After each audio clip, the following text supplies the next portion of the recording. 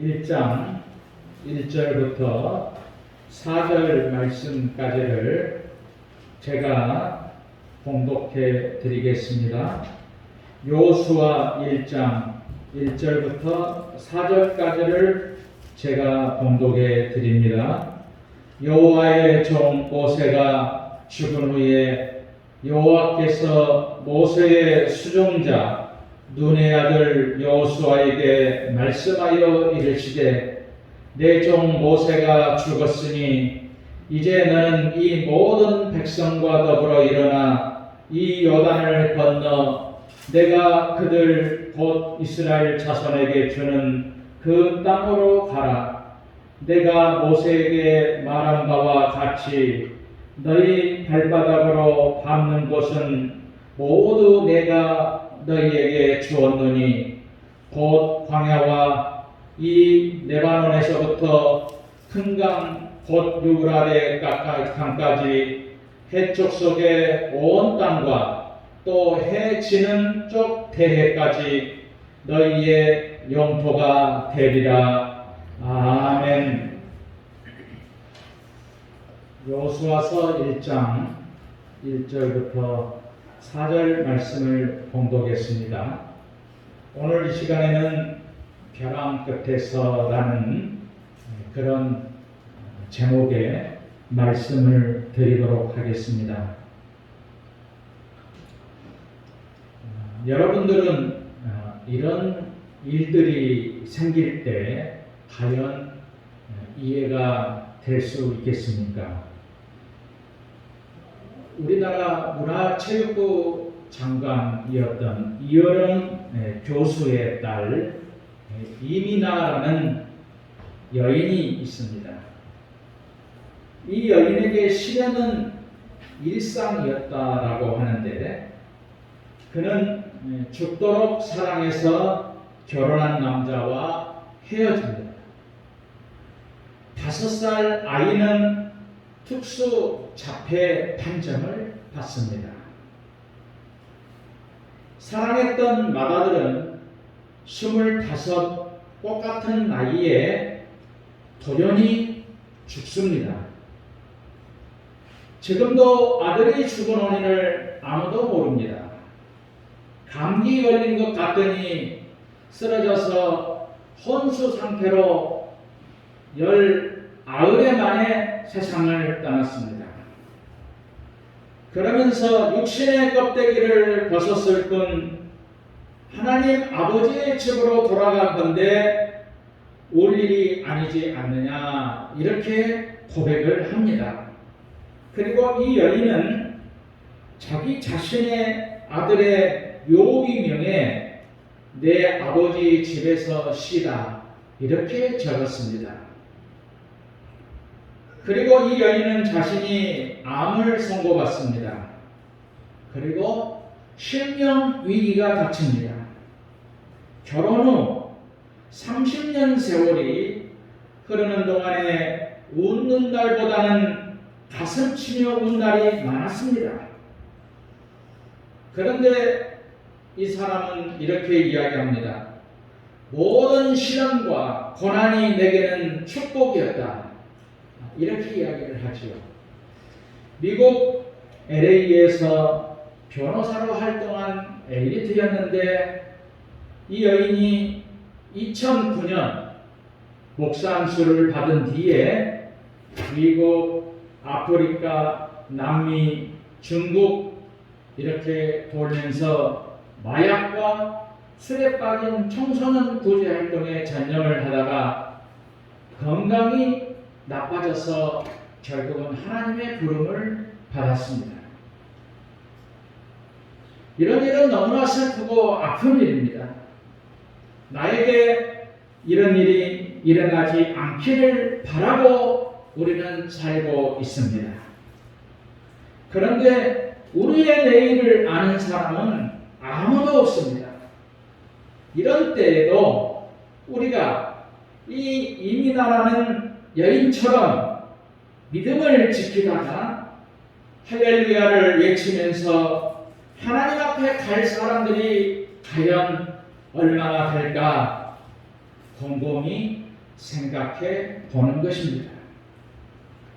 나니아 연대기를 쓴 영국 작가 C.S. 루이스는 바다의 파도 끝에 물이 잠깐 멈추는 순간이 우리의 인생이다 이렇게 말했습니다. 우리의 삶이 이 세상에서 그렇게 짧다는 것이죠. 그리고 이 세상에서 모든 것이 다 끝나는 것이 아니라는 이야기입니다. 영원한 하나님의 나라 천국으로 돌아가는 것입니다. 이여름 교수가 세례를 받은 계기가 있습니다. 암에 걸린 자기 딸이 실명이 되어서 감당할 수 없는 딸의 불행 앞에 이분이 하나님 앞에 무릎을 꿇었지. 하나님, 딸의 눈을 뜨게 해주면 남은 생을 주님께 바치겠습니다. 이렇게 소원을 합니다. 그리고 7달 만에 딸의 눈이 보였습니다. 기적이었죠. 그래서 아버지가 자기 딸에게 간곡히 부탁합니다. 절대로 밖에 나가서 기적에 관해서 이야기하면 안 된다. 이렇게 당부를 합니다. 기적은 상징이 아니고 실제입니다. 하지만 기적이 전부는 아니죠. 그래서 그는 이렇게 이야기합니다. 기적은 영생이라는 주제의 사인이지 신앙의 궁극적인 목표가 아니다 했습니다. 나사로가 죽음에서 일어나도 다시 죽을 것이죠. 진정한 기적은 예수님이 재림하실 때에 죽음에서 부활하는 것입니다. 그리고 진짜 기적은 십자가 복음에 의한 사랑의 실천입니다. 기적보다 더 중요한 것이 사랑의 실천입니다. 정말 우리는 드라마 같은 이야기를 우리는 지금 하고 있습니다. 그러나 이것은 사실입니다. 실제로 일어나는 일이기도 하는 것이죠. 오늘 본문 1절에 여호와의 종 모세가 죽은 후에 라는 말씀이 나옵니다. 이 말씀은 정말 청천벽력과 같은 말씀이죠. 이스라엘 백성들의 기둥이며 희망이 모세였습니다. 모세를 통해서 애굽의 430년의 종살이를 벗어났습니다. 모세를 통해서 광야 40년의 세월을 함께 울고 웃으면서 살아왔습니다. 모세는 이스라엘 백성들의 아버지였습니다. 그런 모세가 죽었습니다. 이스라엘 백성들은 지금 벼랑 끝에 있습니다. 이스라엘 백성들이 의지할 것은 아무것도 없습니다. 너무나 쓸쓸하여 살을 애는 듯한 겨울바람 앞에 덩그러니 서 있는 하나의 나무와 같았습니다. 그런 처지가 이스라엘 백성들이었습니다. 오늘 우리가 살아가는 이 세상도 그렇게 허락하지 않습니다. 코로나로 우리가 얼마나 힘들게 살아가고 있나를 우리는 경험을 하고 있습니다. 경제가 돌아가지 않습니다. 장사가 되지 않습니다. 사람들이 아우성을 칩니다. 그러다 보니 사람들이 날카로워졌어요. 어느 부부가 있습니다. 남편은 주말에 차를 고치고 청소하며 부인의 일을 돕는 것이 사랑이라고 생각하고, 부인은 주말만이라도 남편과 손잡고 가족과 함께 바닷가를 거니는 것이 사랑이라고 생각합니다. 이런 사소한 것이 어긋나서 파경으로 치닫기도 하는 것이 인간의 삶이라는 것을 우리는 알아야 됩니다. 이스라엘 백성들은 지도자 모세가 죽어서 너무 어려운 벼랑 끝에 서 있습니다. 그때 하나님은 새로운 지도자 여호수아를 세워주십니다. 여호수아는 모세의 제자, 종이지요. 그 종을 지도자로 세우면서 이스라엘 백성을 이끌고 가나안 땅으로 들어가라 하십니다. 지금 자신의 주인이었던 모세가 죽었습니다. 모세가 죽자 여호수아도 지금 너무나 큰 혼란에 빠져 있습니다. 백성들도 어리둥절할 뿐입니다. 모두가 다 눈물이 앞을 가릴 뿐이지요. 절망에 빠져 허우적거리는 여호수아에게 하나님은 말씀하시기를 첫째로 너는 모든 백성과 함께 일어나라 이렇게 말씀하십니다. 지금 이스라엘 백성들은 벼랑 끝에 서 있는 상태입니다. 지도자의 공백이기 때문이지요. 이 엄청난 어려움 속에서 있을 때에 하나님은 여호수아에게 말씀하십니다. 여호와께서 모세의 수종자 눈의 아들 여호수아에게 말씀하여 이르시되 내 종 모세가 죽었으니 이제 너는 이 모든 백성과 더불어 일어나라 라고 말씀하십니다. 여기서 일어나라는 말은 일어서다, 일으키다, 세우다를 의미합니다. 구약성경에 이 일어나라는 단어가 630번이 나옵니다. 이렇게 많이 이 단어가 나오는 이유는 하나님의 백성들은 어떤 어려움에서도 일어서는 신앙이어야 하기 때문입니다. 너희가 비록 벼랑 끝에 서 있는 상황이라 할지라도 강하고 담대하여 일어나라 라고 말씀하십니다. 이스라엘 백성들은 전능하시고 살아계신 하나님께서 함께 하시는 하나님의 백성들이기 때문에 일어나라고 하는 것이죠. 그러면 우리가 무엇이 일어나야 됩니까? 정신적으로 일어나야 되죠. 이 말은 다른 말로 오늘 여호수아서 1장 7절에 보면은 강하고 담대하라 라고 말씀하십니다. 그러면서 극히라는 말씀이 나옵니다. 극히. 매우 대단하게, 담대하게 라는 말씀입니다. 그리고 오늘 본문 5절에 내 평생에 너를 능히 대적할 자가 없으리니 내가 모세와 함께 있었던 것 같이 너와 함께 있을 것이니라. 내가 너를 떠나지 아니하며 버리지 아니하리니 말씀하고 있습니다. 전능하시고 살아계신 하나님께서 함께 하시기 때문에 우리는 일어설 수 있는 것입니다. 어떤 젊은 목사님이 목사 안수를 받고 교회로 부임을 했습니다. 교회에서 새로 오시는 목사님을 환영하는 잔치가 열렸습니다. 그때 어떤 젊은 집사님이, 여자 집사님이 젊은 이 목회자에게 이렇게 말합니다. 어떻게 목사님께서는 300명이나 되는 사람들의 요구를 만족시켜 주어야 하는 힘든 일을 맡으실 생각을 하시게 됐는지 이해가 안 됩니다. 이렇게 이야기했어요. 그러자 이 젊은 목사가 이렇게 대답을 합니다. 제가 이 교회에 온 것은 300명의 사람을 기쁘게 해주기 위해서가 아닙니다. 단 한 분, 우리 하나님을 기쁘시게 해드리기 위해서 온 것입니다. 그분이 기쁘시기만 하면 나머지 모든 일들은 저절로 잘 될 것입니다.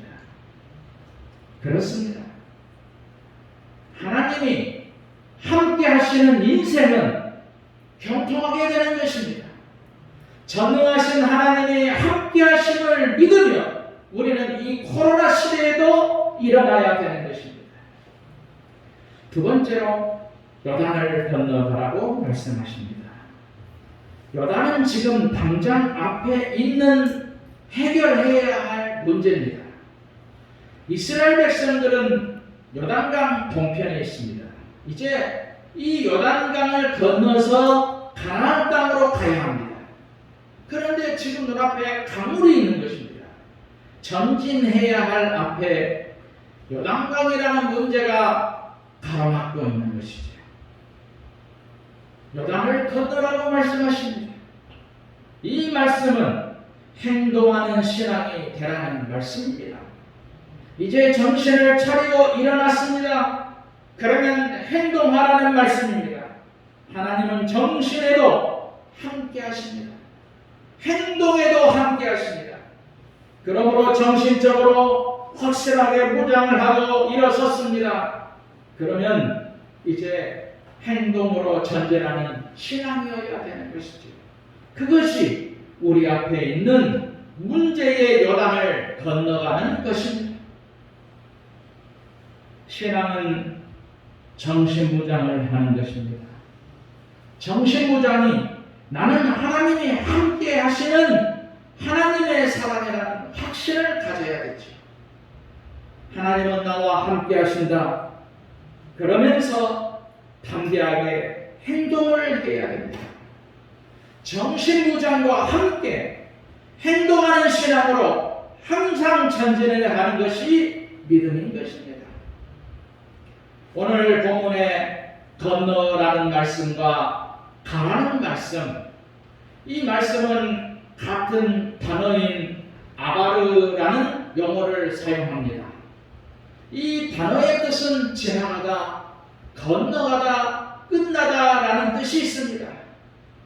이 중요한 개념은 움직임의 개념이지요.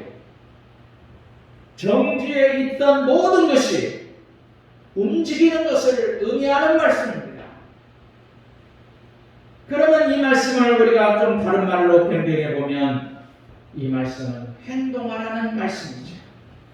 신앙은 지식으로 아는 것만은 아닙니다. 알고 있는 것을 행동하는 것이 신앙입니다. 우리는 모든 것에서 행동하고 움직여야 되는 것이죠. 행동할 때에 항상 생각할 것이 있는데 오늘 본문 9절 현대인의 성경으로 보면 내가 너에게 마음을 굳게 먹고 용기를 가지라고 하지 않았느냐? 너는 조금도 두려워하거나 무서워하지 마라. 내가 어디로 가든지 너의 하나님 나 여호와가 너와 함께 하겠다라고 말씀하고 있습니다. 우리가 벼랑 끝에 서 있을 때 항상 생각해야 할 것이 있습니다. 첫째는 마음을 굳게 먹고 용기를 가져야 되겠지요. 둘째는 조금도 두려워하거나 무서워하지 말아야 됩니다. 세 번째는 전능하신 하나님이 함께 하심을 확실하게 믿어야 됩니다. 본문에 같은 단어이지만 다른 단어가 나옵니다. 두려워하지 말라라는 말씀은 두려움과 공포로 벌벌 떨지 말라는 말씀이고, 무서워하지 말라는 말씀은 당황하거나 낙담하지 말라는 말씀입니다. 왜 우리가 두려워하거나 무서워하지 말아야 됩니까? 내가 어디로 가든지 너의 하나님 나 여호와가 너와 함께 하시겠다라는 말씀입니다. 이 말씀 때문에 우리는 두려워할 필요가 없는 것이죠. 무서워할 필요도 없습니다. 오직 담대하게 마음을 먹어야 됩니다. 용기 백백하게 전진해 나가야 하는 것입니다. 그래서 믿음은 하나님이 이기게 하심을 맛보는 것입니다. 성도 여러분, 아무리 벼랑 끝에 서 있는 두려운 순간에도 하나님은 동행하십니다. 그러므로 용기와 희망으로 달려가시기를 바라고, 기도하면서 지혜를 구한다면 모든 것은 아름답게 하나님이 인도하시리라는 것을 믿고 이러한 믿음의 삶을 사시는 우리 성도들이 되시기를 주님의 이름으로 축원드립니다.